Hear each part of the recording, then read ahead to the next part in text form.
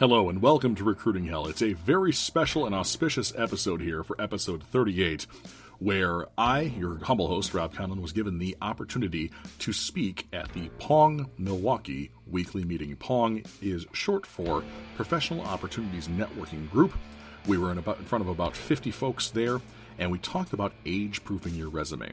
What you're going to hear from now on is an uncut, unedited version of that presentation. It contains almost an hour and a half of question and answer, as well as the speech that I wrote for this particular opportunity. So I really do hope that you enjoy this extra special extended episode of Recruiting Hell, where of course we know job hunting sucks, but we are also in the mission of helping educate 10,000 job seekers, helping 100 of them land their dream job, and making sure that we save 10 lives from deaths of despair due to lack of work.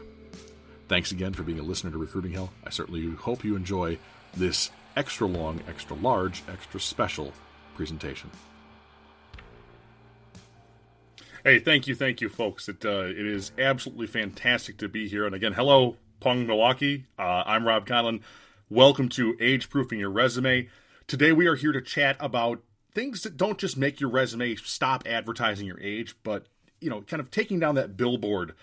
But we're also wanting to talk about strategies that can help you make yourself more age-proof as well. So not just the document, but you as a person.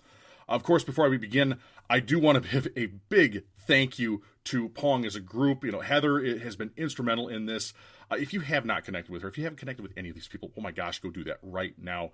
I want to thank you for being here to take the next step of your job journey. And it's a wonderful opportunity. I'm just really happy about this. And if you haven't taken that step to continue yourself into growing in your job hunt, today's the day. This is likely, though, going to involve a lot of work. That's one of the big things that kind of scares people off. And making your credentials probably look completely different by the time we're end talking, or by the time we are done with talking, and by the time that we kind of set you back loose. So you may not like this. Is something I'm going to preface this with really quickly right here. If one of your own or your company's phrases is, "We've always done it this way," now is the time to get that out of your vocabulary. This workshop is about change. This workshop is about embracing the new and using it to augment or upgrade the old. The workshop is about turning your resume into more than just a piece of paper with your jobs on it.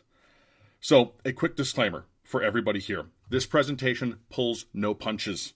Job hunting is not a kid glove sport, and we as job seekers need to be very real and very honest with ourselves, and that sometimes involves hearing things that we are probably going to have an adverse reaction to. So, fair warning there. I think they call that a trigger alert nowadays. But trust me when I say it's one of the best things that you can do for your career to give yourself a wake-up call like this. So if you're ready, let's dive in. Number one, don't let your credentials betray you. I want to kind of get a brief show of hands here, and I think I'm going to get out to a grid here real quick. How many of you folks have experienced some sort of age discrimination in the last 9 months? 1, 2, okay, I'm seeing 16, and I'm seeing like half, which is just insane. That breaks my heart a little bit. And according to the laws of our country, that shouldn't be happening.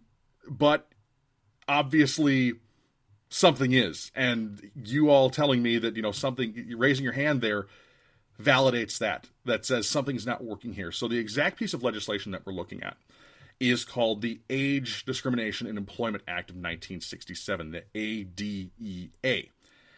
It's supposed to be designed to protect certain applicants and employees ages 40 and older from discrimination on the basis of their age for things like hiring, promotion, discharge from a company, compensation, or the terms and conditions and privileges of their employment.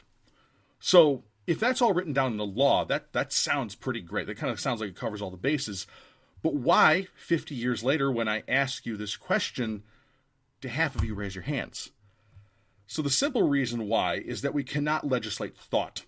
And I'm not here to lecture on that. That's for philosophers and poli-sci folks from out in the world to work on in a different talk that you might attend someday. Who knows? Regardless of what we tell them or write down or try to enforce with penalties and fines, people make judgments anyway. And when they're looking at your resume, even if it's illegal to do so, and that really sucks. That really sucks. Knowing that these hidden judgments are out there, they're made internally, but it's the first step in age-proofing your resume, accepting that there are people out there who are going to judge you on your age. And it goes for a lot of other things too, on your race, on your hairstyle, on whether, on your smile, maybe even. So again, it doesn't matter if you're too young, too old, too fat, too thin, if your skin is the wrong color, if they don't like the name Janet, or if, you wore your Milwaukee Brewers tie to the interview. It doesn't, we can't control other people, which is really interesting. So it's been a recent discussion with a number of my connections and people that I've met that discrimination happens anyway, and whether it's against your name, your college graduation date, or simply how your resume is worded, all of these things cause these people to pass judgment on you. And obviously, we shouldn't change who we are based on things that we probably can't change. I mean, it's kind of hard to change your name. It's hard to change where you went to college. But there are some things that we can do to make sure that the basic credentials that we possess on our resumes don't betray us and allow us to be discriminated against right away. So step one, dates on your resume need to go. If you have any date, time, class of whatever, it's time to get that out of here right now. The easiest way for a hiring manager or recruiter to see what your age is, it's to extrapolate it from your high school or college graduation date. The only dates that should be on your resume should pertain to successes that you've had in the past 2 to 3 calendar years and where you've been working at for the maximum of 10 years. So, for example, if you won the 2018 Stevie Award for Best E-Commerce Customer Service in North America, like my social media team did, then say so. But I can tell all of you that in the next 12 to 18 months, that 2018 reward isn't going to be worth near as much as it was 12 to 18 months ago. So what would I do with that? I'd remove the year. If you're Salesman of the Year 2020, shout it loud and proud for now. But if you're looking to tell me that you graduated from Drake with a degree in accounting in 1972, that date doesn't need to be on there. So getting hired is a lot like practicing or having a run-in with the law. Regardless of whether you're the plaintiff, the defendant, the witness, or the attorney, you need to give only the information that you need to give to make your case a success. So that is to say, make sure you say the right things to win the case to get you hired. Don't, self-incriminate, if you will. So one of the things that I think is important that we extrapolate on here just a little bit more, though, is let me be exceptionally clear about this. Don't ever, ever, ever, ever lie on your resume or change dates or anything like that. We live in a modern time. Things can be fact-checked, re-verified. The last thing you want is for an employer to think that you're not trustworthy when it comes to your credentials. Now that's step one. And again, you are simply removing dates. It's not giving all the information. It's giving the information that they're asking for rather than more than what they're asking for. So I do. Let's roll. Let's hit it.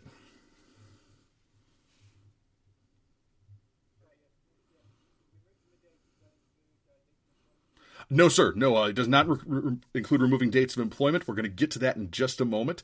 The last 10 years of your work experience should be on your resume, and they should have the dates there. But if you are in your extras, your credentials, your education, things like that, again, if I even used to have this on my resume a number of years ago, University of Wisconsin Lacrosse, class of 2010. Nobody cares. Doesn't matter. I went to UW Lacrosse. That's great.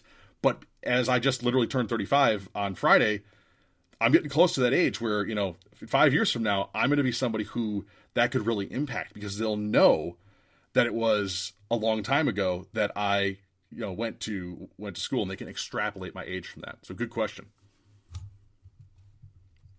Good deal. Any others before we continue? Alrighty, rock and roll. Step two, and I think this one's going to be really resonate with a lot of folks. You might have worked somewhere for a good deal of time. So I'm certain of you that, I am Oh my goodness, I have been behind on my PowerPoint presentation. I apologize, folks. I'll be dropping this to you folks after the thing. Don't worry. So you might have been part of a company for a very long time. And you've probably had jobs. I've even had jobs I've stayed at for 5 or more years. So part of age-proofing your resume is to keep your overall resume length to less than 10 years, or maybe slightly less, depending on where that line is drawn. 10 years of work experience is a great length of experience and is generally sufficient for pretty much most roles, whether it's entry level up to like mid, a little bit mid to upper level here. And a lot of times, if you're looking at like VP experiences, they want, like 8 years, which is not a bad thing. So I would call that, C-suite, looking at things like that. So depending on where you are in your career, or if you're starting over, thanks to your good friend COVID, keeping your experience focused on the last 10 years is going to be really key to making sure that companies can't really get that accurate bead on how old you are, simply by the amount of experience on your resume. So it ties back into point 1. If you've been in a position for 25 years, use that rule of 10, keep that position on your resume, but don't necessarily say you've been in that position since 1995. You're not being dishonest. You're simply providing them the last 10 years of your work experience. So if you've been in that role since 2010, you can put 2010 to 2018 or whatever it might be. If they decide to press you on that, say, yeah, I've been with the company longer than that, that's fine. So this can really actually be pressed to your advantage, especially if you switched roles within the past about 6 to 9 years. So you may have a second job on there prior to your current position, which can help kind of mitigate some of the judgments that are going to be made when a hiring manager sees kind of long spans of time in various roles. So if we're looking at job tenure today, we want to, a lot of us probably have some of that company loyalty, things like that. Keep in mind, companies are not loyal to you. That is a thing I had to learn in my life. Companies will not be loyal to you. It's a business transaction. It is a point of making money. They can be kind. They can be friendly. They can be great places to work. But at the end of the day, it's down to this. So if we look at the average tenure of a job, right now it's 2 to 3 years. How many of you have been in the same position with a company for at least 2 to 3 years? I would say probably the lion's share of us. So your average millennial, somebody like me, is going to swap jobs like crazy, which is so incredibly different than what happened just 30 years ago. Think back to 1990.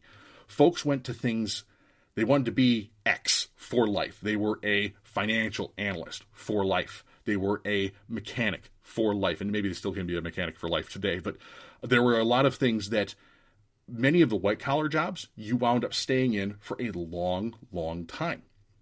So folks, they went into life wanting to be one thing, and they would change careers for maybe a handful of reasons. Maybe they had a midlife crisis, or maybe they got a huge promotion into the right thing in the same organization.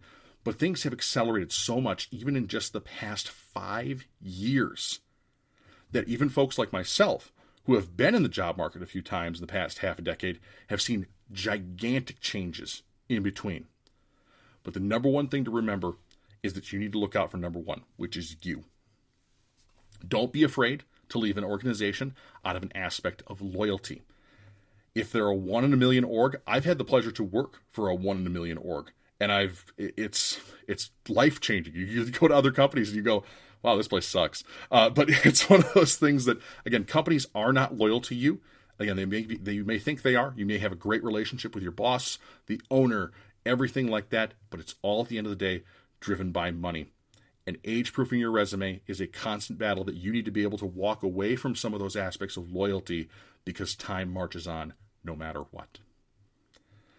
So we're going to move to go for it. Yep, absolutely.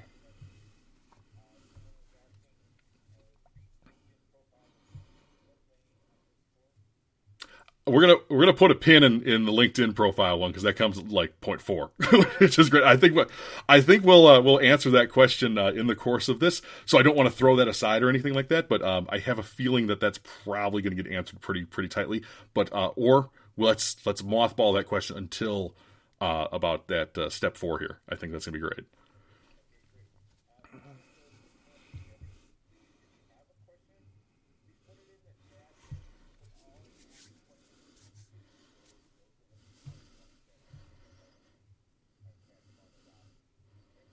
Sounds good. Oh, you're fine. Hey, point number 2. We're going to dive into this. Hey, look at that. Here we are. Point number 2, we grow or we die, keeping up with and gaining some new skills. On Friday, I had my 35th birthday. It was a fun time. Happy birthday to me. 35. Yuck. I don't know if I'm going woohoo, Ron. But the funny thing is that the 5-year-old, the 8, the 15, the 12, the 18, 21, 25, 29, 32-year-old versions of me are still inside here, and they're going, what the hell is happening to us?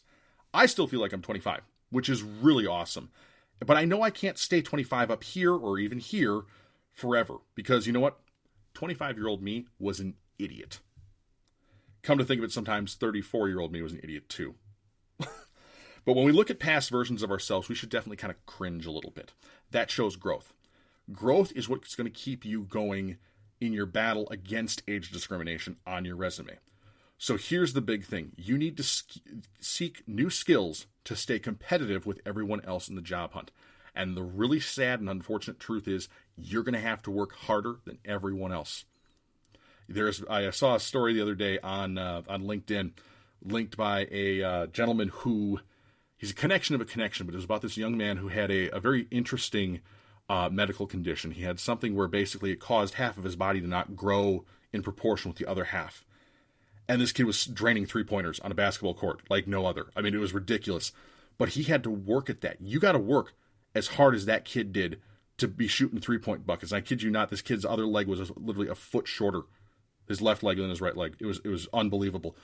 But you need to continue to push towards learning new things, and they don't always have to be relevant to your job. So the number one thing I'm going to tell you here, this isn't me saying, you have to go learn to code. That is the dumbest meme advice in the world. It really is. But far from that, learning isn't easy. And because as we age, we lose what's called neuroplasticity in our brain. It goes downwards. And that neuroplasticity is a fancy word for how the brain makes new connections. We lose the ability to build new bridges, basically. However, the one thing we don't lose is we don't lose the capability to learn. It diminishes, but it does not disappear. So we simply have to work a little bit harder at it or look at things in a different way. And there's a really excellent example of this that was proposed by Aristotle way back in ancient Greece. And he said the human mind is like a wax tablet. When we're born, the wax is warm, it's soft, and it's really easy to make marks and indents in it. But as we age, that wax cools and hardens, and we have to kind of scrape at it a little bit, and it takes more effort to actually leave a mark in the wax. And this is why learning is second in age-proofing your resume. So the thing that you need to eliminate from your mindset when you're age-proofing your resume is, I don't need to learn that, or I can't learn that. One of the greatest tragedies of my career was a colleague I had when I worked at a company I called my dream job for the longest time. Her name was Carol, and she was one of my absolute favorite people to work with. She was like a third mother to me, right after my own mom and my wife's mom. And yes, I am one of the very few people out there, lucky guys, who have an amazing mother-in-law. It's really rare, but Carol was just excellent, and Carol was old school, and if I recall correctly, she should be turning like 66 or 67 right now. Carol was working with me at an Inc. 5000 company that was growing by about 25 to 40% year over year. And every day we used cutting edge, if not bleeding edge, technology. But there was a problem. Carol grew up and started work in a different time and place than myself and my other younger colleagues. Now that might be you, but don't let that be you anymore. Carol made her initial mark in her career dialing for dollars on a touch-tone phone back in the 80s working for the Yellow Pages. So she was an absolute shark for us when it came to sales. But she had really, unfortunately, over the course of probably close to 30 years, let complacency settle in to her work life. She was just an outstanding resource for us kids. And when I say kids, I really do mean kids. I mean, I was the old man at 28, and a lot of my colleagues were 5 or even more years younger than I was. She taught us to sell, and in return, we taught her to use the computer and the technology that was being implemented every day. Now, here's the thing. When I say every day, I don't mean that we got a new piece of technology every day. I mean that we had to reteach her the same things pretty much every day. We still had our own work to do, and as much as we wanted to help work mom hang with the rest of us, make her quotas, we couldn't devote the time. And now you're probably thinking, Rob, that's just awful. Like, help your teammate out. And you're not wrong. But here's the rub. Carol relied on us as an emergency service for when she didn't know something. But she never went beyond wanting to know what she needed to know at that exact moment. She didn't build the framework to get back to that point in the future. And there's the problem. So eventually I left that company, and things got even more complex after I left. And our poor dear Carol, who could hang with the 2015 tech with kind of a little bit of hand-holding, wasn't able to keep up with the 2019 tech. I learned later that the amount of assistance that she had received every day was increasing dramatically to where they've had a come-to-Jesus moment talk with her about where her place was in an environment that kept on out-evolving her every day and not allowing her to make her quotas. Unfortunately, that conversation ended with a separation from the business and Carol's retirement.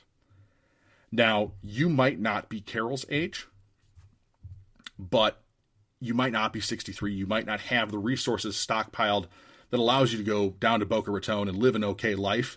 I know she wanted to do more after she stopped working. You might need to work for the next 10 or 15 years. You might be 48.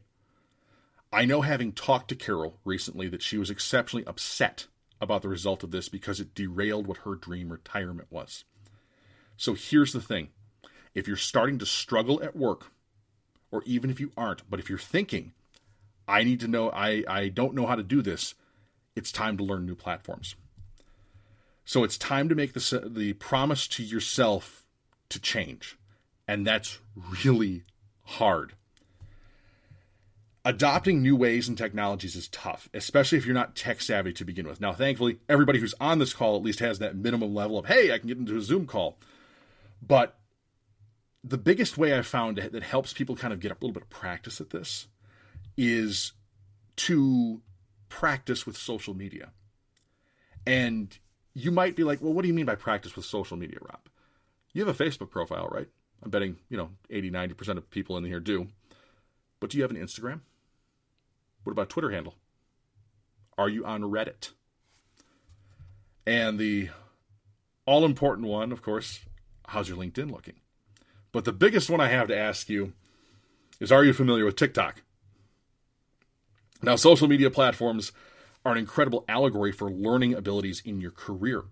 When you got into your first job, you knew every single thing that there was coming out of school or coming out of your training program. You were new hot stuff. And it doesn't matter that whether that was in 1980, like Carol, or 2010, like me. You were modern at that point. But it takes time and effort to be modern. And you can't just sit on those same systems and same knowledge and expect to go anywhere. So looking at the evolution of social media, it tells us that the most successful people and the people who age the best through their work are the ones that go to new platforms as early adopters. Now, you don't necessarily have to be an early adopter. Clubhouse is the new big platform. That doesn't mean that everybody's abandoned things like Facebook, which of course is the granddaddy of them all. I still maintain a profile on Facebook, both personally and for my brand. But the point I'm making is that you need to embrace the change in requirements for work and take it upon yourself to meet those requirements. So who's the primary demographic on Facebook these days? It's not me. It's not my younger sister, and it sure as heck isn't the tweens that are Fortnite dancing on my sidewalk as I look out the window in the summer. It's the baby boom generation. And rare is it to see them outside of that platform, but the ones that do go outside of it are generally quite adept at using modern technology to get their business and their missions out there. You need to be a continuous learner, and you can practice with social media platforms. Social media platforms tend to be very easy to pick up and actually quite rather intuitive. So if you're needing that learning practice, to just kind of start the momentum and get a push, go set up an Instagram. Go take some lovely photos. Go share them with the people that you have on Facebook. The nice thing is those two are really well interconnected because Facebook owns Instagram. But you need to start the learning process with something simple and something that has quick rewards. So if you're not on social media, that probably remains a bit of a problem as well. Social media is part of the modern resume process, and it's also part of the key to age-proofing that. Again, we're going to talk about that a little bit more later. The whole social media example I'm giving you right now is to get you to think about in what ways you can move your education forward to give you a point to start at that's an easy victory. Get 50 followers on Instagram, things like that. Find those easy things where you've learned something, but there's a tangible reward to it. So I used to think that when I was out of college, which I will admit I barely passed. I was a C student at best, and there's a lot of factors and stories that go into that. Also a lot of Miller Lite, but I figured I was done with learning for life, and I'm like, yes, this is so great. But it was one of the biggest things I've ever been wrong about. It was almost as big as when I was wrong about thinking it was a good idea to go to a Packers playoff game with my buddies over going with my wife. And for the record, that was the Green Bay San Fran game from about 6 years ago.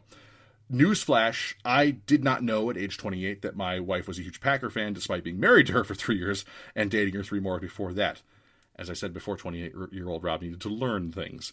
But funny stories aside, your resume needs a new skill added every so often. Perhaps as frequently as yearly or maybe even every 6 months. Now, this can be something that's maybe more formal. Maybe it's a course that you take through a community college at night. Maybe you paid $3,000 for this thing. Or it could be something as informal as catching a quick lesson online from a program on your lunch break. The point I want to make is you have to do something to continue to learn and build that age-proofing process for your resume. A few recommendations I have for you, and I'll kind of go over these a little bit more slowly. One of the biggest fields that has cropped up in the past few years is brand and content marketing. Brand and content marketing. Now, not every one of us, myself included, is cut out to be a marketing manager. I know I have so much to learn before I can even touch the marketing manager at the company I work for. But I can tell you there are amazing resources out there that can be used in your spare time to help bring you up to speed on some of the things that modern jobs require or that modern positions interact with. A couple great resources to jot down. Number 1, HubSpot Academy. HubSpot, HubSpot Academy. They're what's called a CRM, or a customer relationship management tool, and they put out one of the best products I've actually ever seen, and they do it for free. It's bizarre. I think it's a lead generation thing for them, but there's everything from social media management certifications and sales tutorials, and all of these certifications are free. And that's kind of a mind-blowing thing, which is nifty because they are a tremendously in-demand thing. The job I just landed a couple weeks ago actually said, hey, you need to have this free certification to be here. It's like, oh, well, that follows me elsewhere too, which is great. So they have courses, and again, they're very easily put out. It's a video. It's very much like learning from YouTube or whatever it might be. And of course, the certification is something that's valuable to put on your resume. Again, let me reiterate this whole thing. HubSpot has certifications that people actually look for, and they're at no charge. You cannot beat that.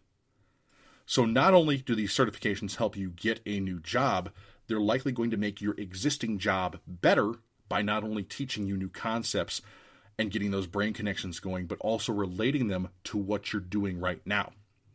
HubSpot isn't the only game in town. Of course, there are a ton of other fantastic resources across the internet, things like Khan Academy, if you are needing to bone up on your higher level math and things like that. They kind of specialize in if you missed this in high school, check this out. And maybe you do need to revisit some of the things you learned in high school with Khan Academy. I know that there was a point in my job about 2 years ago where I had this horrible little voice from my math teacher, my junior year, Mr. Conway, that said, you will use this someday. You will use this someday. And I went, oh gosh, really, I had poo-pooed that, but Mr. Conway's voice came back to haunt me.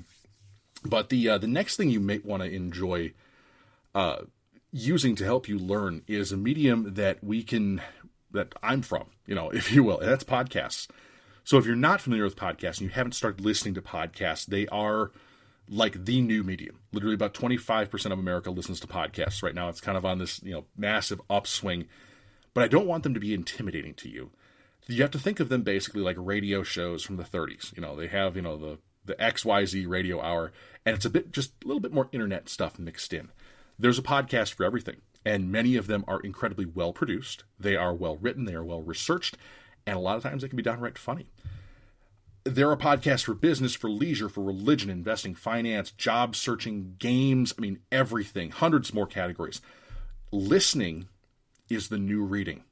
And that's one of the biggest things I want to impart to you folks here today to help upgrade your resumes, is that you don't have to go out and find books like, What the Heck is EOS? Great book, by the way. But you don't have to read this. You can plug it into your ears and you can listen to it. That's one of the biggest and greatest things about living in the time that we live in, is that we can kind of double dip. I was out snowblowing the other day because we got, a foot of snow here in Port Washington. It was a really great time to plug my earbuds in and listen to an audiobook or a podcast that I really wanted to listen to. So getting in tune with the most modern way to consume media content, whether it's social media or whether it's podcasts, is a really good start to age-proofing your resume. So the question you might be asking is, how does that impact your resume, right? So cool, I went off and I learned a whole bunch of things, and how do we have that impact your resume? Oh, there's that list. I apologize. The one I did not mention, Commute-Me. I just met this guy the other day, Farhan. Great dude. Commute-Me helps people communicate over the internet, because we've all lost our social skills because of COVID. We've all been forced to be as a part of this virtual meeting, and he helps people do better virtual meetings. Really great guy. If you want to go take a look at his site, he's definitely worth looking at. So anyway, how does this make you a more age-proof job hunter? Yes. Go for it.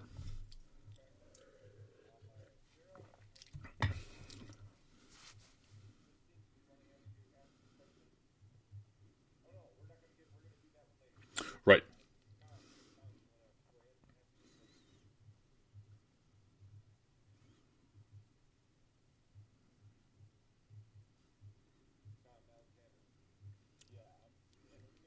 Yes. Go ahead. That's all right, Tom. Don't worry about it.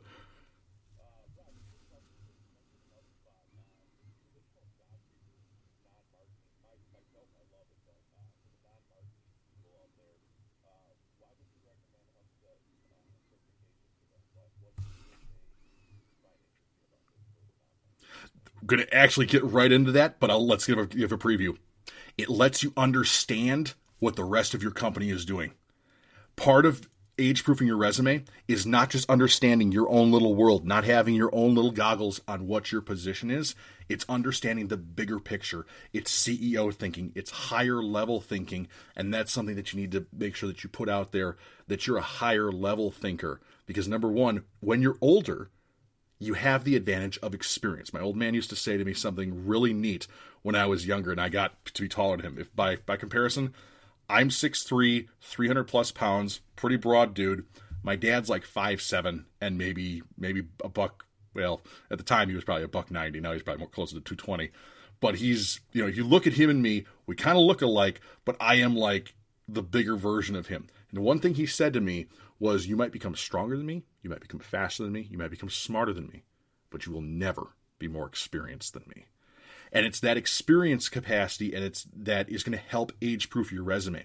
Because if you're talking about your job in very basic formats and things like that, that's a tip-off. And we're going to talk about phrasing and things like that here in the very near future of your position and how to kind of write them a little bit better. And rather, what's the word I'm looking for? How to interpret them a little bit better so that you're using modern language to describe what you do. That's why I recommend things like HubSpot, because it has so many other connections to practical applications with what the rest of your company is doing.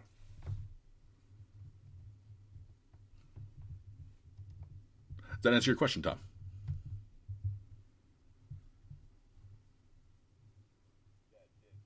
Sure, man. Sure, definitely.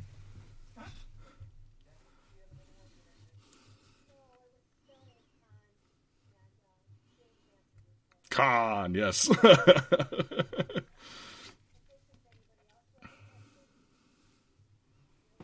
Yeah,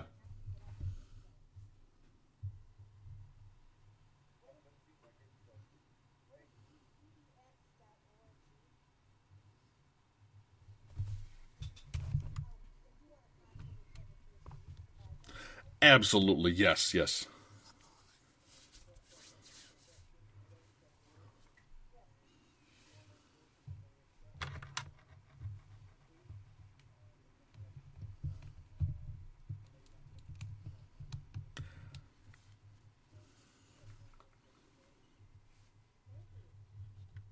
Bernie, great recommendation. And that's the kind of thing that's going to help people understand more about the modern day job hunt, and then of course the modern day business environment. Because when you find, you have your own role, you have your own little world. Maybe you work in sales, but I can tell you from my experience, the moment I understood what my friends in marketing and IT were doing better, I didn't have to be able to do it myself. I didn't have to be able to tell my CTO, like, hey man, you got to put the slash there in the code and then it'll work. I don't need to do that, but I need to understand why they operate the way they operate and what the overall overarching operation that they're doing and how that impacts my job. And then when I'm putting that on my resume, I get to write about that better because I understand the bigger picture. So jumping back in here, how does that make me more age proof? So again, embracing new channels isn't exactly going to be something that's quantifiable. You can't say I am 12% better at my job because of this. But it really comes in handy for a number of things. Screening calls is a great one of them. Interview question answers, other pieces of the hiring process at the very least. This would also probably let you write better descriptions of things that you've done in your past work.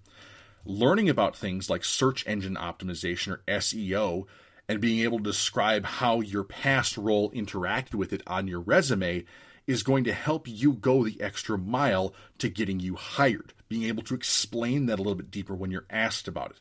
So the key is to make sure that you understand the relationship between your past position and what you want your future position to be in the modern integration that they both had into business. So to give you an example, here's an example that deals with a part of my career. A couple years back, I worked at an organization. Again, it had a great culture, excellent customer service division. One of the biggest things that helped me succeed in my job was understanding why my marketing and IT colleagues did the things that they did. So I went and I took the time to learn a bit more so that I could understand about how what they did on a day-to-day basis impacted what I got in my job as a lead or as a prospect or whatever it might be. So I found that when I took that experience and balled it all up and put it on my resume, it made a lot more sense for me to talk in more modern, concise terminology about things like direct response email marketing and how I interacted with those customers rather than putting something like marketing advertised and I answered the phone. And again, that's an oversimplification, but to be able to say to somebody, we used search engine optimization and direct response email marketing to drive sales of which I closed $4 million in sales. That's what you're looking to put on there and make sure that you have that understanding, that modern understanding of the business environment. Again, saying you have $4 million in sales is a great thing, but showing them that you follow the process as to why you have $4 million in sales, there's the rub. So, continuing on here, again, age-proofing your technology, age-proofing your resume has an aspect also of talking about how you use technology as well. And one of the consistent things that I feel that always comes up with me is my wife and I will watch a lot of movies, and especially ones made between about 1985 and 2012. But one of the things that always bugs me about those movies is the technology, because it breaks my immersion sometimes. But what do I mean by that? This isn't a movie discussion, but if you look at the technology that the characters are using in the movie, you have to look at things like the size and the style of the telephone. Is that phone a flip phone? Is it a giant 80s brick phone? Is it one of those little indestructible Nokia candy bars, or is it a modern smartphone like a Samsung Galaxy? The connection I want to make for you here is that if I'm watching a sci-fi or spy movie or something like that, and the main character pulls out a cell phone that looks like a radio from a 40s war movie, it breaks my immersion and tells me that something is off. I obviously know that movie is taking place in the past, even though it might be portrayed as a modern-day movie. The same thing goes with how you address technology and describe yourself using that technology on your resume. When you mention old stuff, it breaks that immersion, and it can tip off recruiters and hiring managers about your age. So let's take a look here. So what's the fix? The fix is to understand that the modern job hunt and the modern workplace have been really tech-heavy for about the last 25-ish years. And tech literacy is expected in pretty much any job today. So look at your resume. If you have things on there like Microsoft Word and Windows XP, that's not going to cut it for most modern jobs. Yeah, there are still a bunch of old machines out there in manufacturing that run Windows XP, but they're not connected to the internet. The point I want to make is that if you're referencing old technology, it can influence other people into thinking about what your age is, which is obviously what we want to avoid. So, when we look at describing skills, we need to do this in a modern way. And you've probably seen these, but you know those Progressive Insurance ads, they have that guy, Dr. Rick, and he's helping people not become their parents. You know, the guys are going to the guy's hair is blue, it's blue. In the same, we need to fight the urge to age. In the same way that Dr. Rick goes into that lady's living room and clears all the pillows off the couch, which he should come to my house, by the way, we need to clean out the older references to technology on our resume. Instead of saying that we're literate in Gmail, we say, I have, if they say, what are your credentials, put G Suite. Because that's not only Gmail, but you also have to have, and make sure here's a learning opportunity for you if you don't know it already, you have knowledge of other parts of that collection of programs. So if I say G Suite, I say, that means I know Gmail, it means I know Google Docs, it means I know Google Sheets, it means I know whatever I made this PowerPoint in, which is Google's, I can't remember what the name is called, but I have a firm grasp on at least 4 or 5 of those Google programs, rather than referencing the older names like Microsoft Excel or like Excel 2003. That tips people off immediately to say, again, it's part of the dates thing from before, get that off there. And because things like G Suite and Microsoft are so easily interchangeable, it's really easy to pick them up. So we need to make sure that we have that knowledge about that collection of programs, but we also say things like Outlook instead of email or Microsoft email or whatever it might be. You kind of get the picture. But speaking of email, the biggest thing that I'm betting a lot of folks won't actually do this, but this is probably one of the biggest things that you can impact your resume with. Get that old ass web domain off your resume. I'm talking about if you have an AOL, a Hotmail, an MSN, or any of those older, I used to use a Yahoo. I will fully say that if you have any of those older web domains, get rid of them. You need to set up a new inbox ASAP, because the 4 of those, or more of those, if there are other ones that you're using, they all date your resume. SBC Global, that's defunct. All of these other things. They can tell what your age is by what kind of email address you have. If you have an dot at AOL.com, you're obviously somebody who's way over the age of 30, because that came out 25, 30 years ago, and actually maybe it's closer to 25 years ago, but either way, so you had to be at least an adult at that time. I could peg you at least 45 or so years old at that time. So you have to get rid of that, because AOL, you're a boomer. MSN, you're a boomer. Hotmail, you're likely an older millennial or a late Gen X, or maybe you're part of, maybe that's me, Oregon Trail generation, born between 81 and 86. These are all huge giveaways about your age to recruiters. Yahoo, again, puts you in that older crowd, and I was even there myself for a while. It's a lot of work to transition contacts and subscriptions. I know that, but if you're like me and you've moved away from an email provider, making sure that you get on Gmail or some other more modern service is really going to help make sure that you can't be judged by the inbox domain that you picked out 10, 15, or almost 30 years ago. So if you're using one of those really old email suffixes, knock it off. I'm seeing some hands.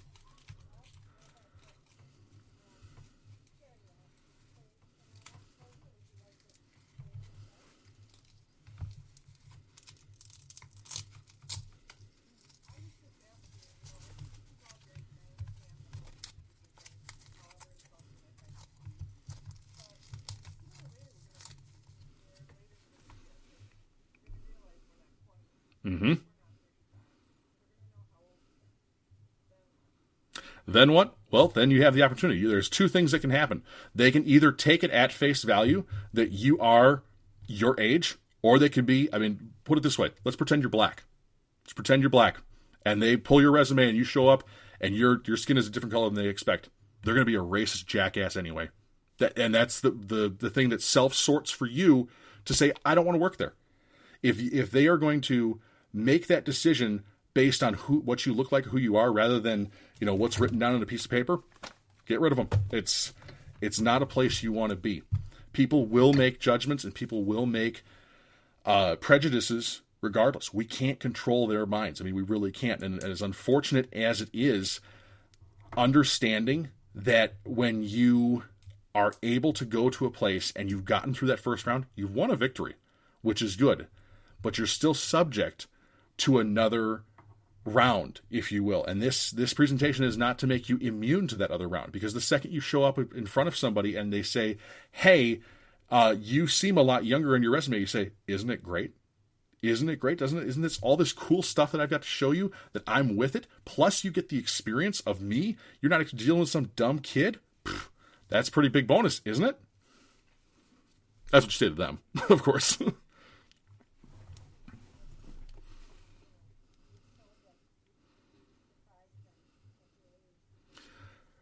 Precisely. And it's, again, this is not lying. This is not disguising. This is simply bringing to their attention the things that they would like to see from an applicant, regardless of their age. Because if you can hang with that and show that they are that maybe they're misguided in saying that, oh man, this person came through and she was in her, whatever years of her life. Like, wow, man, I made a mistake there. I misjudged that person. You should have an example to show them that. But again, we can't control people's thoughts. We can't control their prejudices. We can't control what they're looking for whatsoever. But what we can control is what we put out to the hiring world.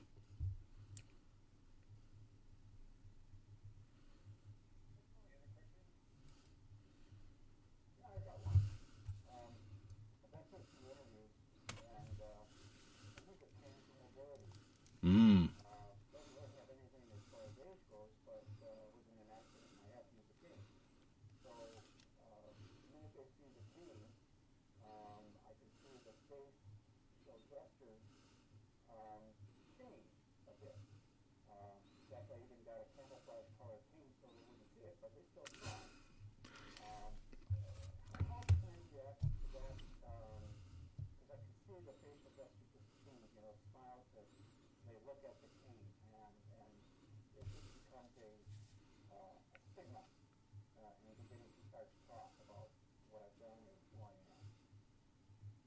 Well, if they're asking questions about why the cane, that's discriminatory. Good.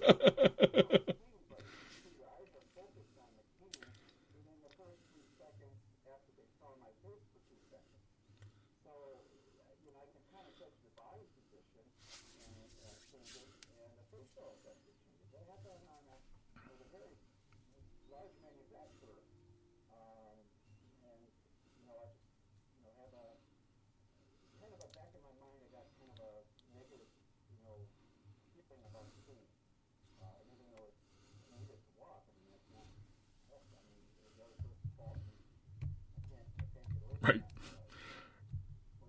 Right. Well, and that's part of coming out as who you are, and that's where you have to win them.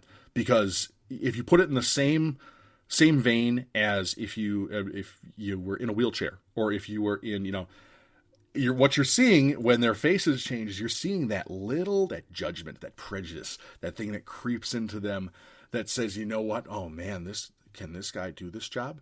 And the one thing that you have to do to overcome that is be exceptionally confident in who you are. And you have, big smile, Kurt, make sure that you have the ability to be like, hey, you know what? And I don't know, I'm not going to, say any of your limitations, but stand tall, stand proud, man. Do whatever you can to make yourself look the best and feel your best. Make sure that you are walking into that interview saying, I am here, I am Kurt, I am talented. I am somebody who can make a difference at this company. And that, you're fighting a battle. You really are. You're fighting a battle between prejudices and what they are being told. And unfortunately for us as human beings, the eyes tend to win it, which sucks. We get about 85% of our visual input from our eyes. And that's a real challenge to overcome, because the ears are the next biggest one. But again, 85 to 10% of our sensory input is through our ears. But the big thing is that you need to utilize the prep sheet that you've prepared for them with your resume to say, you know what, man, guy walks with a limp, but damn, does he know his stuff. He really does. And that's where you have to make sure that you have the interview prep practice, that you have the presence that you walk into the interview with, even if it is, an ambling gait. If you bounce right in there and you are high energy and matching what they are, if the interviewer says, "Hi, Kurt, it's nice to see you," say, "Hey, it's fantastic to see you too. I'm Kurt, and I'm here to be interviewing for this position." You match them. It's called mirroring. It's something we do as human beings. And if people are hesitant, you can mirror them, but also have a little bit of that undertone, that undercurrent of, I'm here and I'm here to win, and that kind of thing. And a lot of it, we cannot change the way people think. We cannot change the way that people act, but we can change ourselves, and we can make sure that we are always our best representative. Because if you're not your number one fan, you've lost, man. If you are not your number one fan, you've lost. I can be a big fan for you. Anybody else in here can be a big fan for you. But if you don't love yourself, if you don't go in there and say, you know what, I'm going to knock this interview dead, regardless of what they think of me, then you've lost. Then you win. If you that's how you win, is you go in there and give it the old college try. You really do. And that sounds like a platitude, but at the same time, there's nothing more that you can do, because you can't get in there and reprogram their brains to not be prejudiced.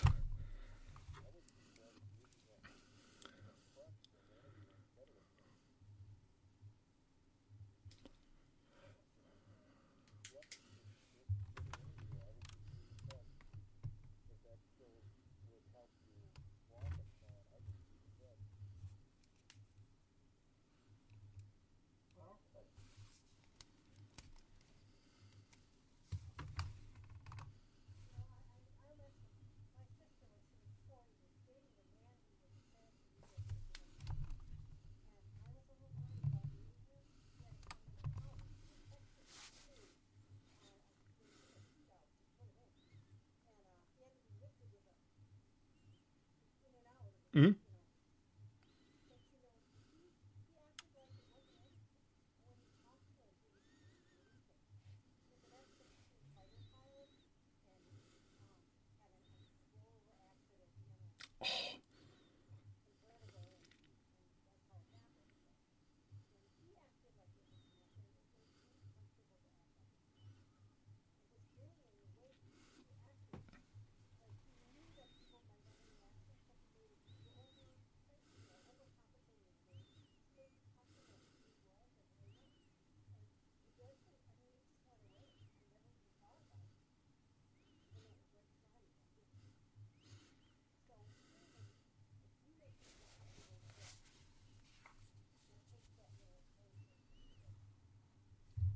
Right, and Kathy, that's a great piece of advice, really. And Kurt, I think that's probably even better than anything I've given you yet thus so far. Probably a great summation of everything so far. Walk the walk, if you will, and that's, I don't want that to be punny or anything like that necessarily, but if you feel that you are confident with who you are, that's going to help you win the day.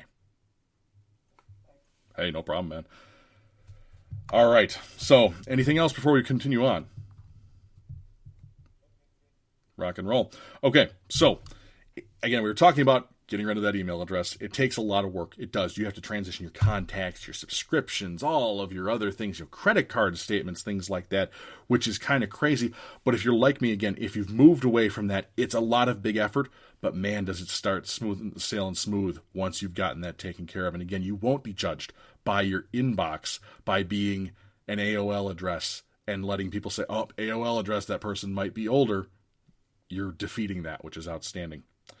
So the next point is one that's a little bit hard for me to talk about, because I know it's something that I need to do myself as well. And that is, are you fit enough for the job? And this is one that probably going to push some buttons here, which is just fine. We're entering that territory. Yeah, we are. I read a book a number of years ago by a gentleman by the name of Jeb Blount, Blount, Jeb Blount, spelled like Blount. It's called Fanatical Prospecting. If you're in sales or anything like that, read that. It's a great book. But in it, I learned a whole bunch of things about the sales process, and one of them that always stuck with me was you have to be fit enough for the job of sales.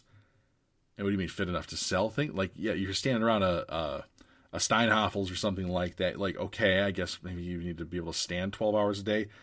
But you have to think about no one's going to go buy a home gym from somebody who's 150 pounds overweight. They just aren't.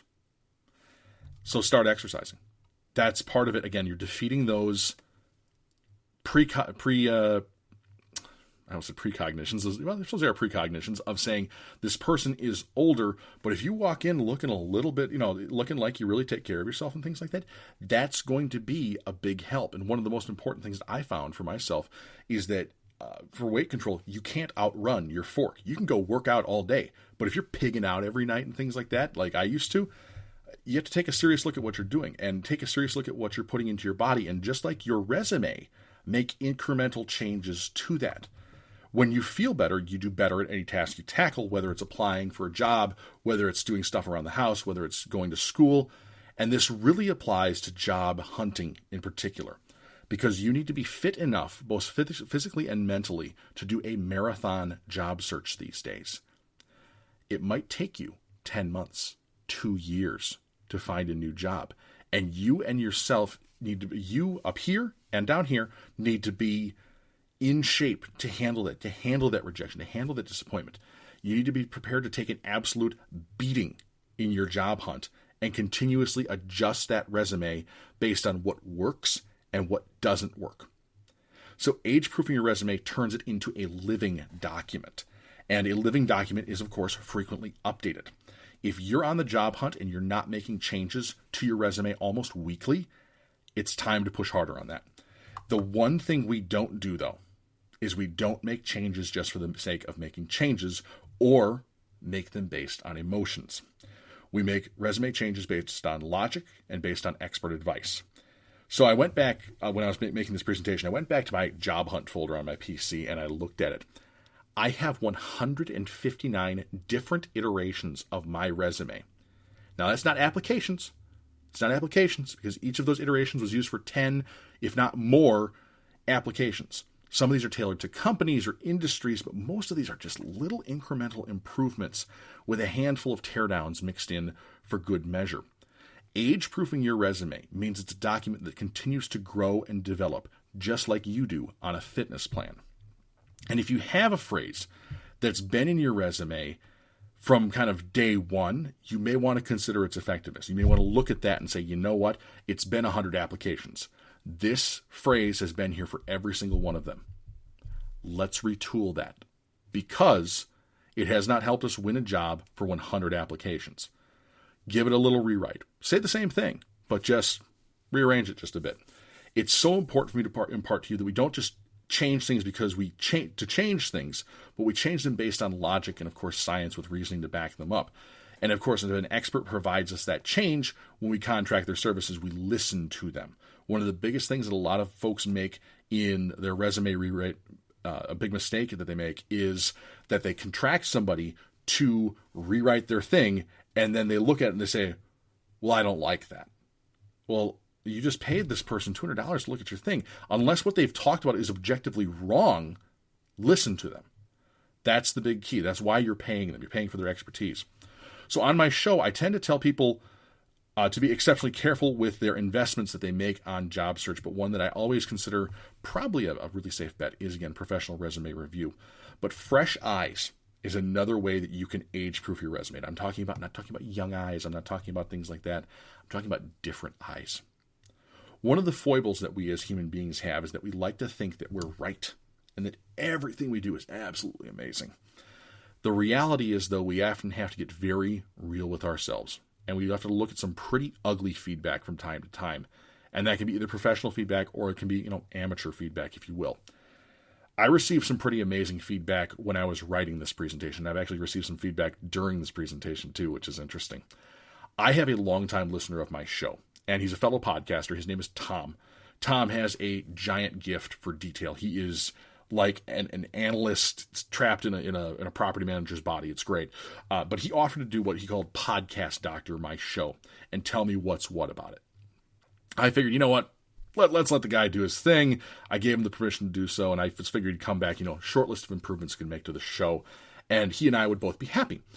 But what I got back from him was this monstrosity. It was 6 pages typed, full of analysis of each of my last 5 episodes of my show, and the commentary was just brutally honest. And you know what?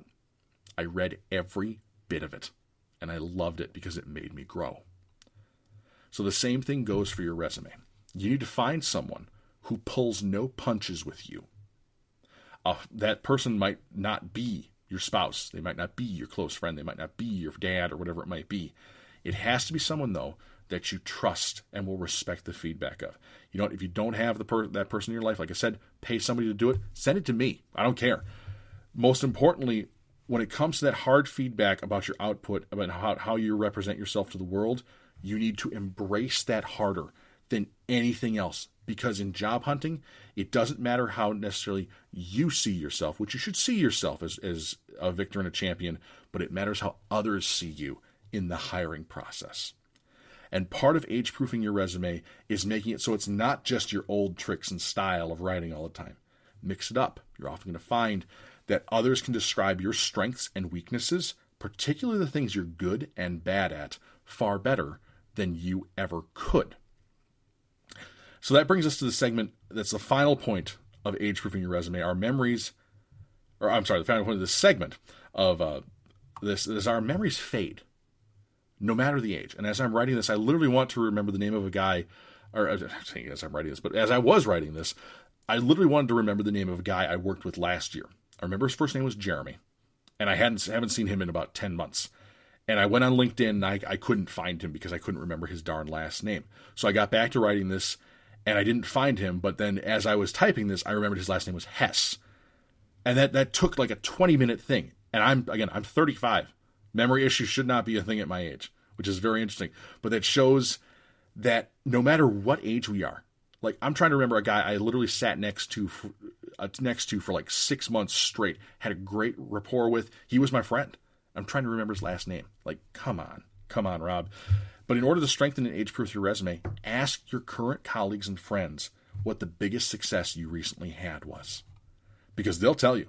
I guarantee you they'll come up with way more stuff than you can use effectively in a resume, especially events that aren't exactly recent.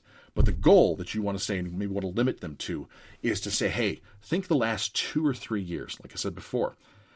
And what are the things that I really knocked out of the park? Use those to shore up recent achievements, either for your position or if you do what's called an achievement page with your resume. That's always a big plus as well. There are some things, you might have 10 amazing things that you've done with your position, but your resume should really only contain 3 or 4 of them. Place the other 6 plus anything else that doesn't fit on an achievements page. And when you go to that interview, not only bring your cover letter, your resume, but bring this achievements page along too, so that these folks can say, oh, what else? Well, what else have you done? And you kind of just turn that sucker around and go, yo, this stuff. So that's that. Brief pause. Any questions about that segment real quick?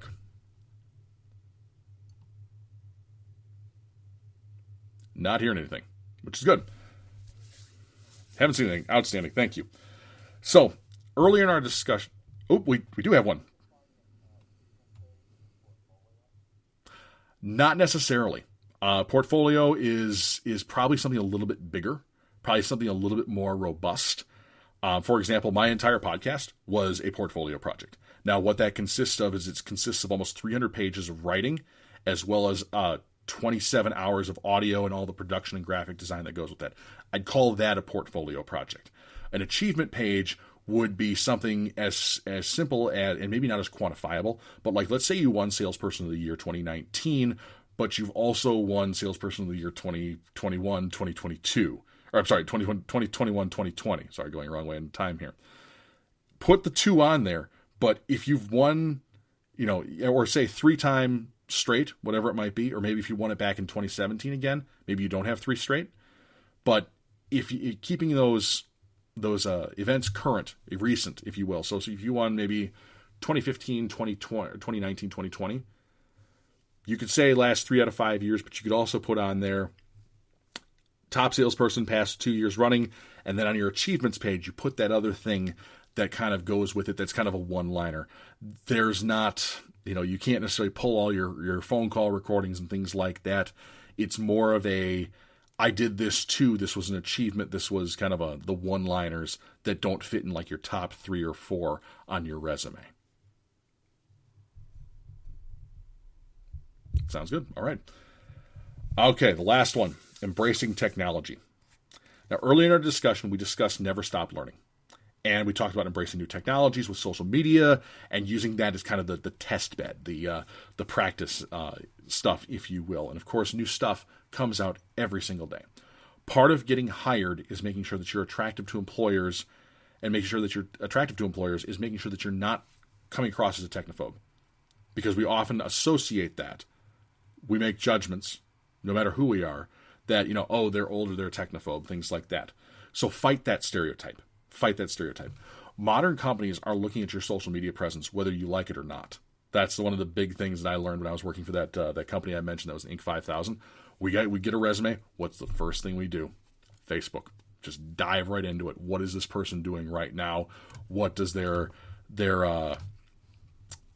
profile look like? Things like that. And it wasn't necessarily to judge them on who they were, but it was to judge if they were a fit for the organization. Are they out there?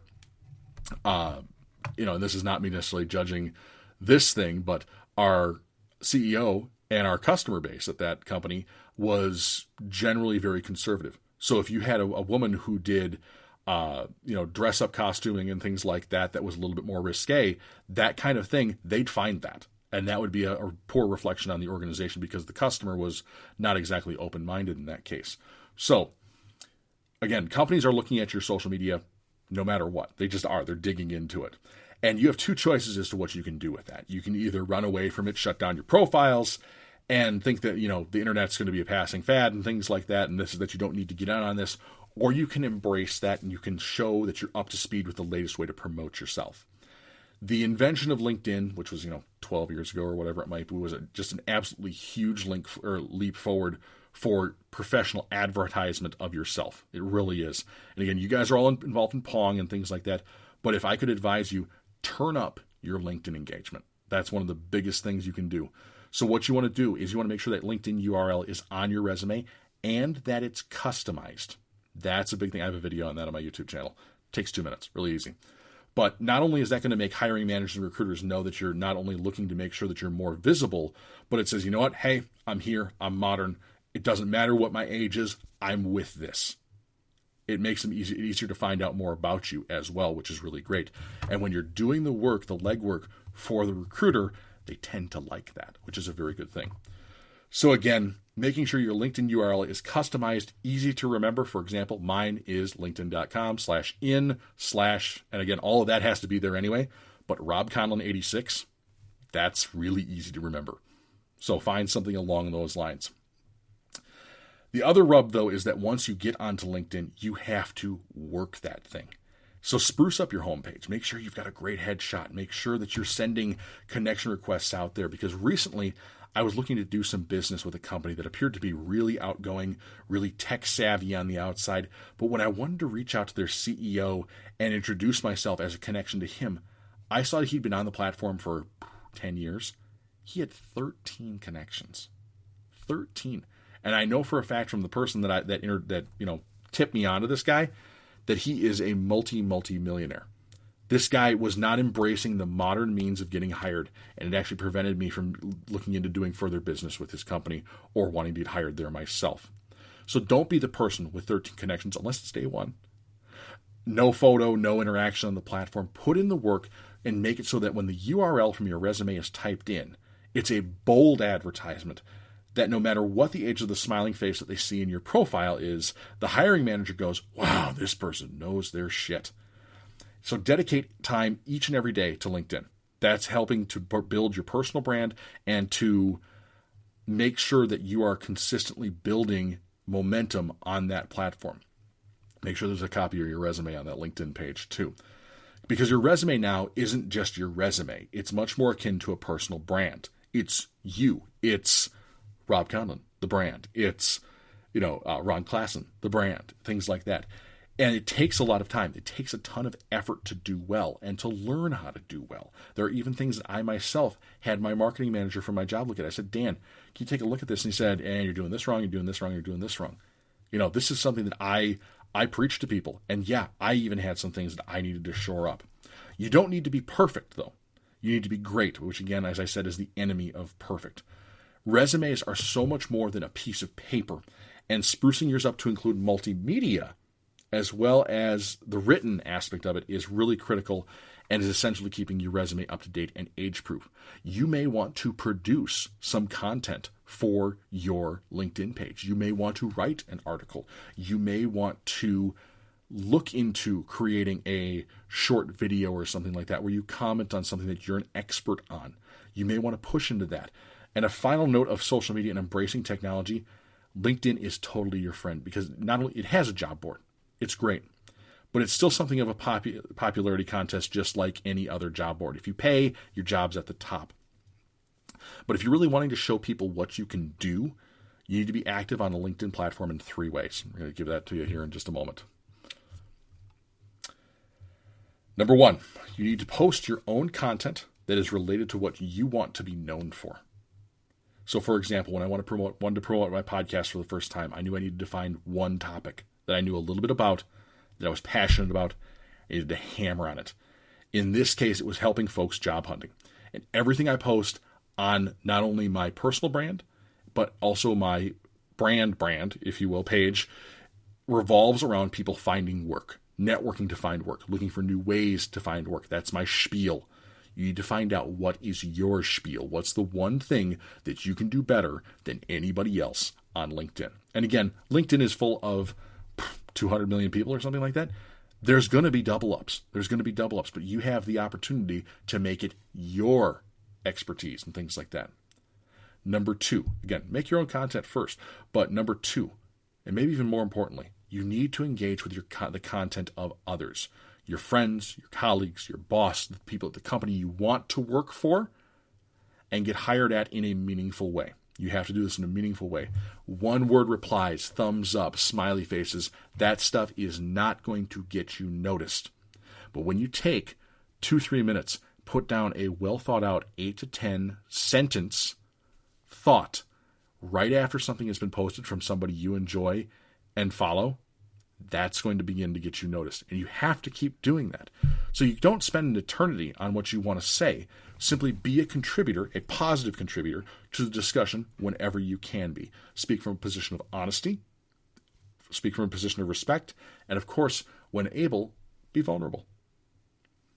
Number 3, reply to every single comment that your own posts get. I've increased my network size by over 75% in the past 8 months. I've reached thousands of people and landed my new job exactly because I did every single thing I just told you.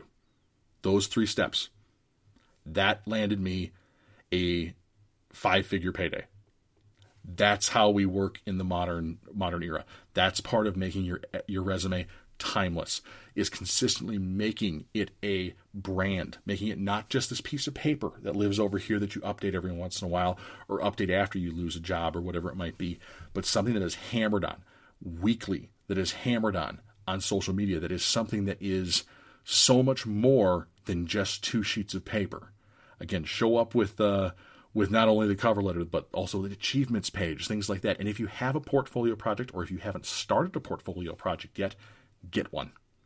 One of the biggest things, the single biggest thing that landed me the position that I just took here in a little earlier in January, is they said, Rob, we are a podcast production agency. You have your own podcast. We need to get you in here. So the 700 hours of time that I put into writing and recording and all of these things that eventually led to me being here, that all paid massive cash dividends, which is really interesting. And everybody should have a portfolio project. And the definition of a portfolio project in this case is something that you do in your spare time, and it might overlap with your hobby. It might, but it's something that demonstrates your expertise in a particular area that can relate to work or that can relate to an employer. And it's something that you can be willing to share with an employer in more than just one sentence. When I say to somebody, I run my own show, I run my own podcast, like that's great, but it's far better for me to say, yeah, I run a podcast called Recruiting Hell. We help people find jobs. We have a mission to help 10,000 people find a new or better job, help 100 of them land that job, and help 10 people who are searching for a job avoid suicide because of lack of work. Like that's, when you have a mission like that, when you have a key statement to yourself and your brand like that, which is, again, your brand is your resume nowadays, that is so incredibly key to making sure that you have something to push forward to somebody that says, you know, I might not be the fresh kid out of college, but here's this really cool thing I did. Seeing questions from Kathy. Go ahead.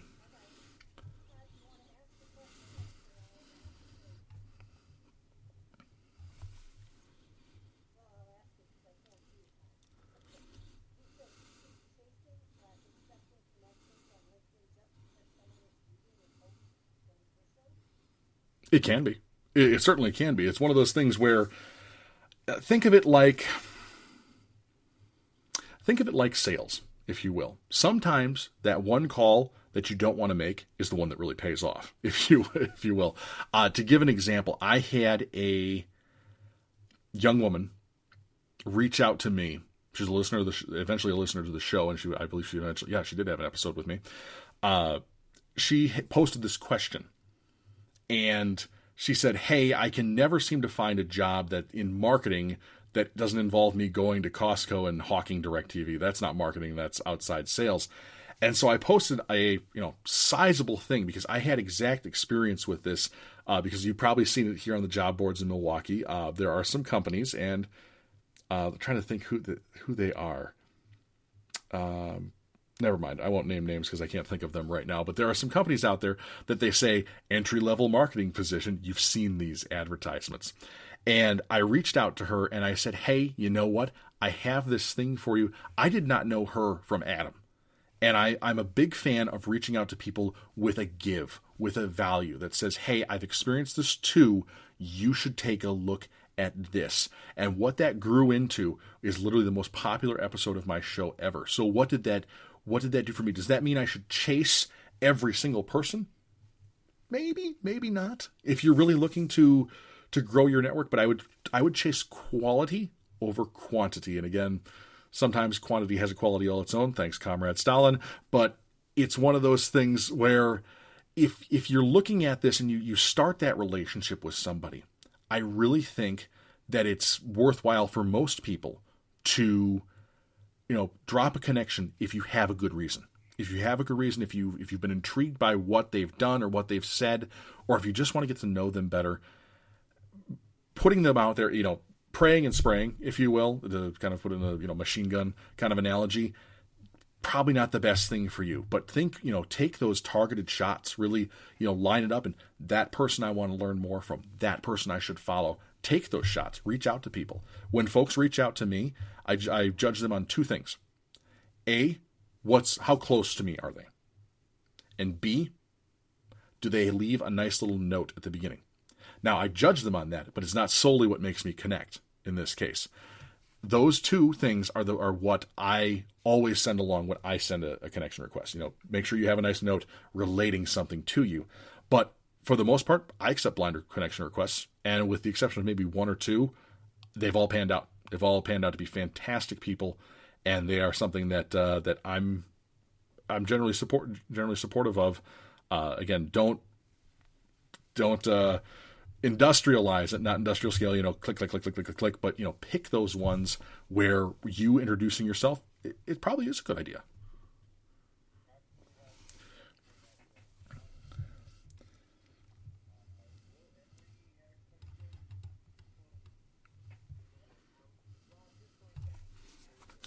Yeah, go ahead.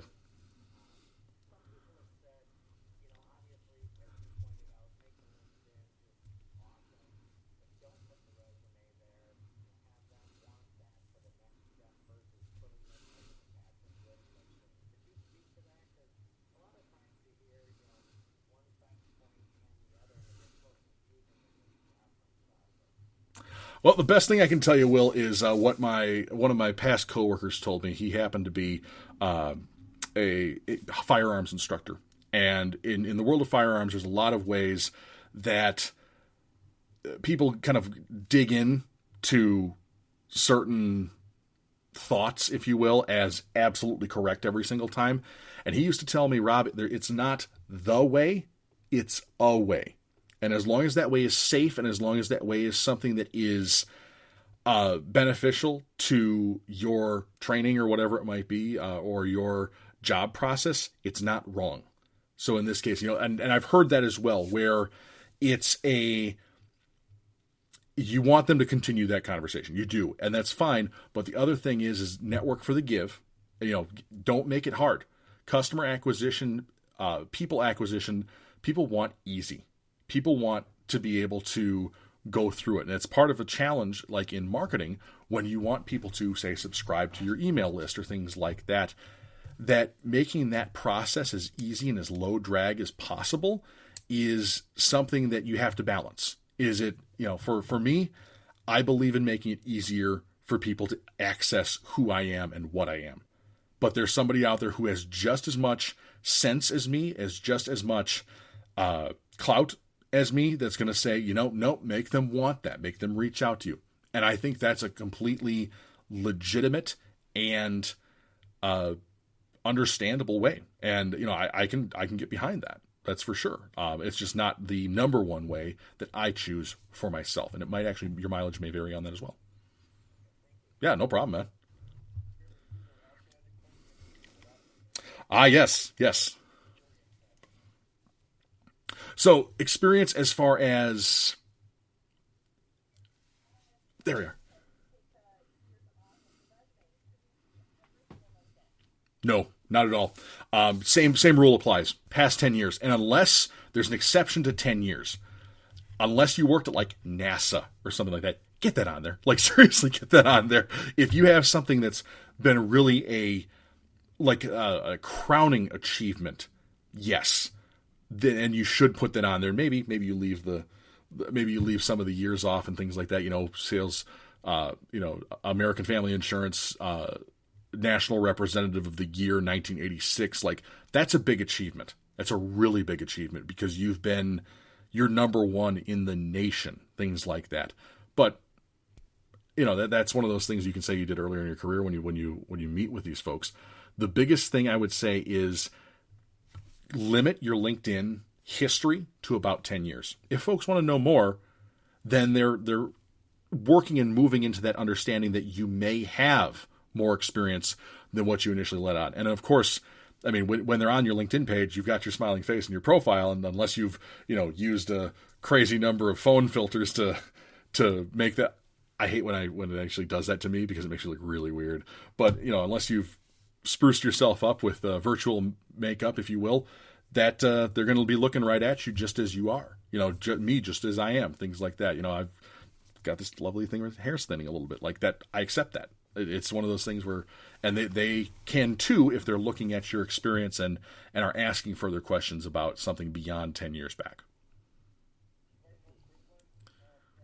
Yeah.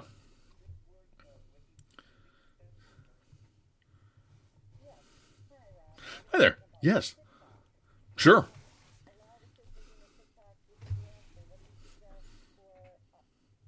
You don't have to dance. I can tell you that.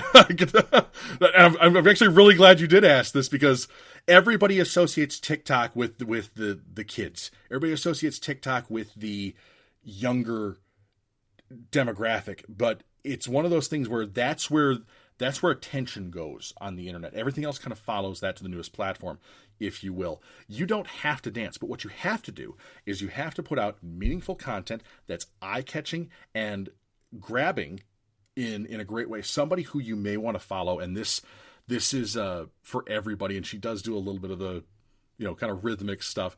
Her name is Sasha Kennedy. Sasha, Sasha Kennedy, like Canada with a Y. Is it? No. Yeah, Canada. Yeah, Canada.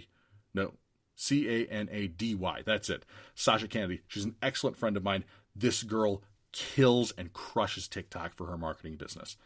And you can base what you do, because her whole thing isn't necessarily like dancing everywhere or anything like that. But she does have a little bit of music, a little bit of rhythm to it. She kind of does this stuff every once in a while, to point out points that pop up in bubbles. But you don't have to be these crazy, kids doing this for the lulz, if you will.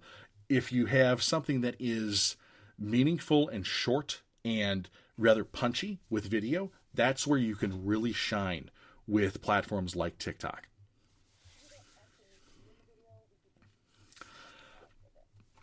This sells. I will tell you that regardless of your age, your face sells. People want to see faces, because if you look at algorithms on social media sites like YouTube and things like that, the number one type of thumbnail image for videos contains a face. And even if it's a face like mine, again, on a good day, I'm maybe a 6.5. On a really good day, if I really spent some time, doing my hair and getting dressed up and things like that, I'm a 6.5. I'm not a 10. I know that.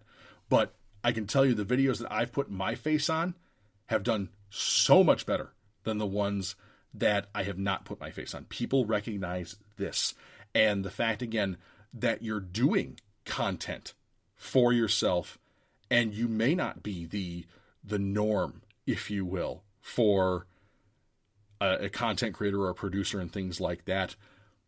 That's a huge sign too, because there are folks out there. There's an older generation of YouTubes too. There's a grandmother. I think she streams the game Skyrim all the time. She's like 93, and she's out there and she's got a huge channel. It's like Skyrim grandma. That's what she does. But so again, don't let who you are, and a lot of us, for a lot of us, it's a confidence thing. It really is.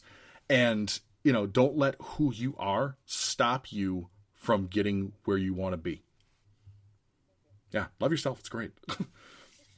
So yeah, we are basically finished here, folks, and we'll devote the rest of the time to questions. I'm just going to polish off the last 3 paragraphs here, and then we can go right back to this. So, in summary, just to review everything, the things you can do to update and age-proof your resume. Number 1, be careful with the credentials and the dates because they can give away your age, and that can immediately disqualify you from hiring. Again, they see that Drake 1972. Jerks throw you out. They just do. Again, 10 years of experience is the max that you should be putting on most resumes. And unless you have, again, a piece of experience that is really like, I worked for the Apollo program, put that on there. Step 2, you learn or you die. And adding new experience to your resume on a regular basis is incredibly important to keeping your experience relevant. And don't let the best you have to offer be position, years. Give your resume extracurriculars that aren't like the ones that you had in college. Put them on that achievements page. Replace anything that's not a credential with a credential that is either related to your job, an achievement that's related to your job, or something that indirectly benefits the way that you work each day. Show that you're in that growth mindset. Step 2.5, social media is that great practice tool. Play around with it. Get some practice. Again, I'm not necessarily telling you all out to go out there go start YouTube channels, go start TikToks, things like that. But if you need the practice, go start Instagram. Go have, show your friends some fun pictures of your dog and stuff like that, whatever it might be. It's a good primer for you to move on to something else. Step 3, modernize the technology on your resume. Make sure the programs you're referring to are the modern iterations and that you know how to use all aspects of them that are connected to that modern definition. Again, Gmail versus G Suite, things like that. Step 4, kick that old email domain to the curb. When contacting you, a company can make that snap decision about you based on the age of the email platform, and therefore they can tell your age as well. Lastly, step 5, get fresh eyes on your resume. Get them now, and especially folks from other generations too. Take those learnings and apply those to your resume and, of course, your LinkedIn profile too. Be willing to invest in a little bit of professional help with your resume if needed, but age-proofing your resume starts with making sure that it reads with someone other than you. So that pretty much wraps me up for the day. Again, part of being a speaker here is networking for the give. And I hope that I've been able to at least give some of you at least one of those points that you can take home for your resume. I am, of course, open to connecting with every single one of you. And if you felt this chat was beneficial, you can not only review it from me, but in my script and my PowerPoint here. But if you want to talk more about it in the future, we certainly can. This is also going to be my audio only, and only that audio is serving as episode 38 of my own show. It's recorded a single side, which is great, and I feel it's not too important. It's still important to share that with the world. So if you want another recap of this entire thing, you can find that, and of course you can find me. I'm not going to promote that right now, but let's turn back to Q&A because we want to have that time. So what's next?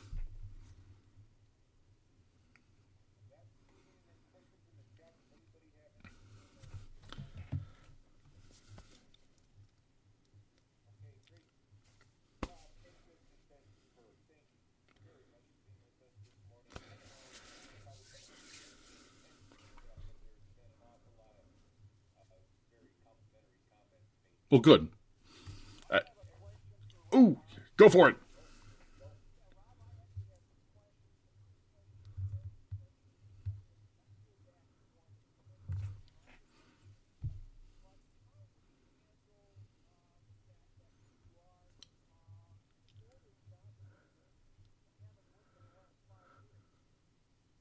That's a good question. That's a very good question. So I guess my question to you would be, are you returning to the workforce after maybe a short retirement, or what's the... maybe it's not... I don't want to say don't answer that, but like that would be the question that I should have you ask yourself. Like, why did I leave the workforce in the first place? Was I ill? Was I taking care of somebody I love? Was I... did I decide to retire, but then, the financials didn't quite work out in that way, and I need to get back into the game? That's going to kind of formulate how you're going to move forward on that. As to, again, we don't say we lie. We never lie on our resume. And if you've been out of the game since 2015, you can't just make up 5 years of stuff and be like, hey, yeah, I was doing this for that. And it's like, no, you weren't. You didn't work for anybody during that time.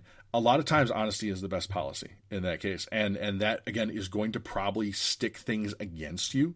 And I'm not gonna sugarcoat that, is that people are gonna say, he's got a 5-year gap. But here's the fun part. The past year has given most, if not all of us, a massive resume gap. So it's my thought and my idea that resume gaps aren't really gonna matter that much anymore, unless they are truly, truly significant, 30-year gap, whatever it might be. And even then, a employer worth their salt, if you said, I stopped working to raise our 3 kids and make sure they had a good thing, and I'm going to get back, I want to get back into this, and here are all the things that I've done to make sure I've stayed up to date, that's going to be the big challenge to say, what I've done in the time that I've been out of the game, I have made efforts to stay in the game myself.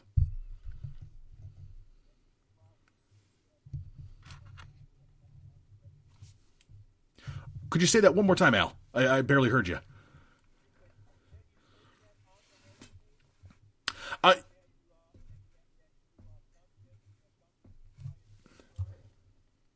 Well, you would want to put those in like on your achievements page. You want to put those in credentials if you've gotten any. What I would do, at least the way that I would start to frame it, and again, I wouldn't get this right in the first time. I don't know if anybody could get it right on the first time. It might be an option to seek a true blue professional, somebody who's got 30 years of resume writing experience like that. I think the biggest thing would be to put the last 10 years of experience you have on the resume. That's the big thing. If you haven't worked since 2015, to go back to 2005 and say this is it. And when they ask you, okay, so I don't see anything recently here, that's your trigger to say, here's what I've been doing since then. And that's going to be up to them to decide whether or not, based on their prejudices and things like that, whether or not that satisfies that. But the nice thing is that if they're asking that, you're talking to them, which is a really good thing. And you can oftentimes sell yourself a little bit with, and again, Al, I see that one of the things in your Zoom box here, it says voice, and I'm assuming that's talent because I see TAL. The way you talk, I like the way you talk. It's engaging. And I feel like you have a very good gift there that if you said to me, hey, Rob, I've been out of the game for whatever reason, explain any gaps on your resume, it was X, Y, Z. You know what? Cool. If that is something other than I wanted to drink beer and get, schnockered every night on the beach, I mean, retirement might be that for some people, but it's if it's a good reason, if it was, my mom was really sick and she's gone now, but I took care of her and spent all the time I could with her, I'm probably not going to hold that against you if I have a heart. Yeah, go for it.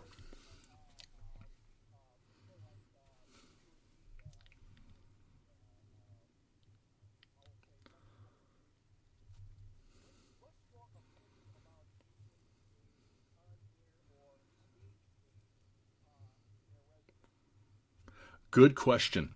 Are you using it as the primary name? Okay. I'm 50-50 on that because I understand that, some people do make, and it's from my back, well, let me back up here. I think you should always be giving your your given name to a employer. That's a sense of honesty and things like that. However, if you have a stage name that's very well known, for example, I'm trying to think, here in Milwaukee, he's on 102.9 The Hog, Eric Jensen, Rock Jensen. Like, you can put that in quotes, you can do things like that, especially if you have like one of those really meaningful nicknames that other people will know. That's a great way to go with it. The one other thing that I've always been a big fan of is, I mentioned earlier that I worked with a social media team. We served millions of people, and I often found that the women that I had on my team tended to get a little bit of harassment when they revealed themselves as female in their positions. So I've always been a very big fan of, if you feel you need to protect yourself from stalkers, rabid fans, whatever it might be, go for it. But if you're dealing with an employer, maybe move into that first nickname last kind of thing. Like if you look at my own personal Facebook profile, it's Rob Freeze Conlon. I got that nickname in my high school marching band, or not my high school, my college marching band.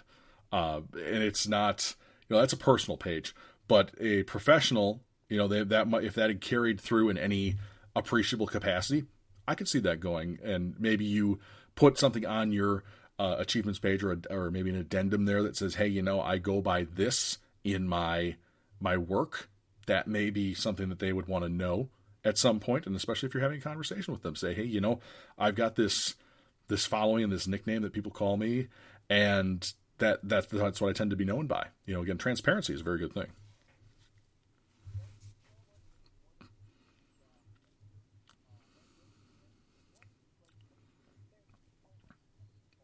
Absolutely, Al. And again, if there's, I think you should start a similar profile portfolio project that I did. I think it'd be great for the world to hear you, man. Who knows? Who knows? Enough self promotion. More more questions. Oop, okay.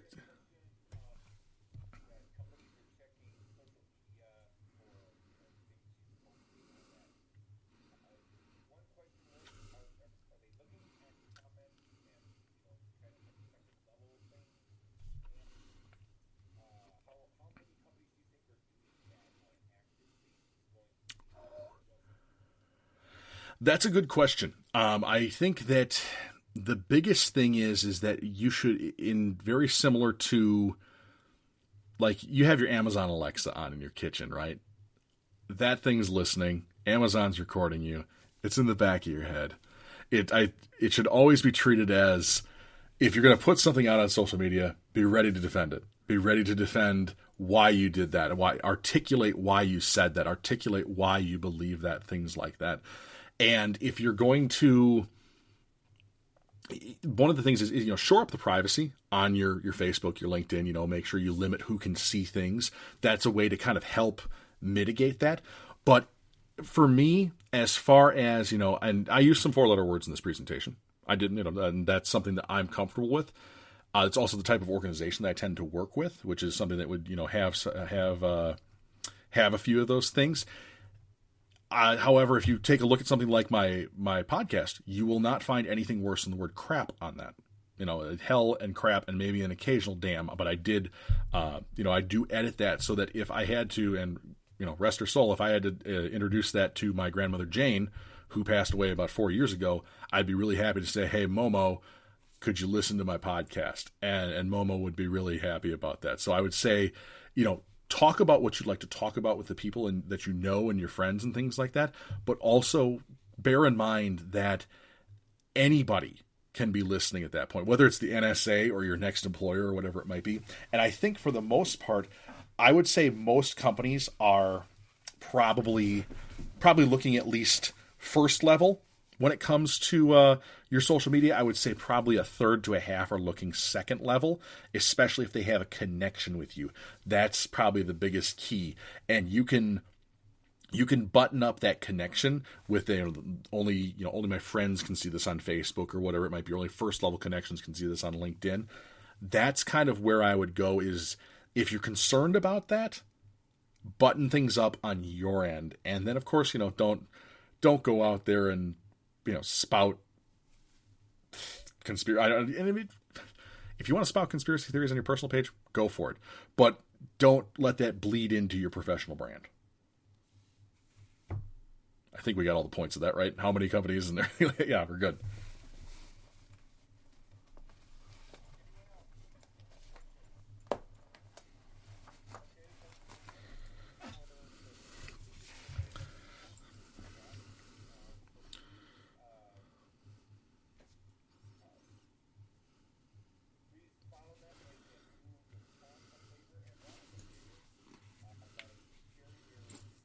Yeah.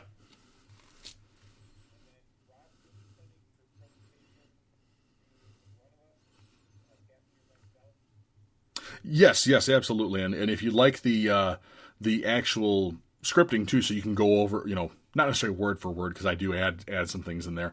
But there's about, how many pages is this thing? I mean, this is like 18 or 19 pages of just stuff. So if you want to review that with a fine-tooth comb, you certainly can.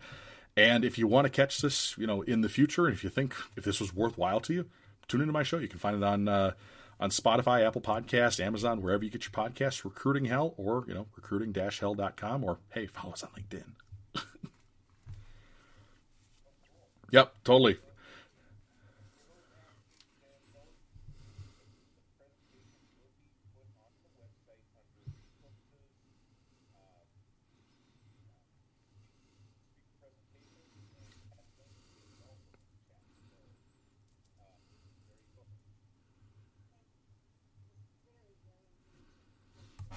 Well, I'm glad, and you know what?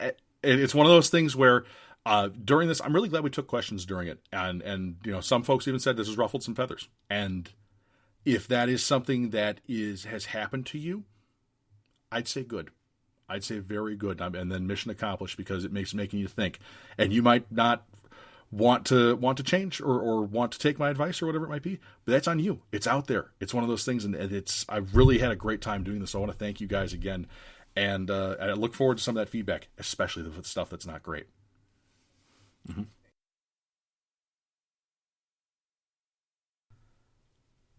Closing out for us today here at Recruiting Hell, be sure to, of course, take a look at PONG MIlwaukee. It's a great networking group, and connecting with some of the folks in that might be a really good thing for your job search. As we draw to the end of this extra long show, a reminder that we have set that mission for this show, and we definitely accomplished a good chunk of that today. That was educating 10,000 job seekers, helping 100 of them get a new job by directly applying the knowledge that they learn here on Recruiting Hell. And then lastly, of course, we want to save 10 lives from deaths of despair by getting the world back to work. Remember, you are worth more than your work. You can find us all over the internet. Of course, subscribe to us on your favorite podcast app and YouTube, but there's no video for this one, but we'll continue to do those in the future. Again, something with these particular talks was this one did not want to do video to protect folks for their privacy, and of course, we respect that here on Recruiting Hell. For more from the show, visit our website, recruiting-hell.com, where you can also find our blog, social media accounts, show notes, and links to both our TeePublic and our Patreon page. And it helps support the show and helps support the job hunt of hundreds and hundreds of people and supporting that mission that we just talked about and, of course, the good work that this show does. If you're looking for more information to jumpstart your job hunt, be sure to grab our free guide at recruiting-hell.com. We will email it directly to you to get your job hunt going. You just click that little button on the front page. You fill out a quick form, and it gets sent along through email, which is outstanding. Feedback, questions, and comments can always be directed to the Recruiting Hell Podcast at gmail.com. And of course, Recruiting Hell is a production of Westport Studios, proudly made in Wisconsin. Finally, as always, a big thank you to Purple Planet Music for our themes and you, the listener, for tuning in. I'm Rob Conlon, and until we meet again, keep moving forward with your self-betterment and your job hunt. It's a marathon, not a sprint, and Recruiting Hell will be here to help you keep pace.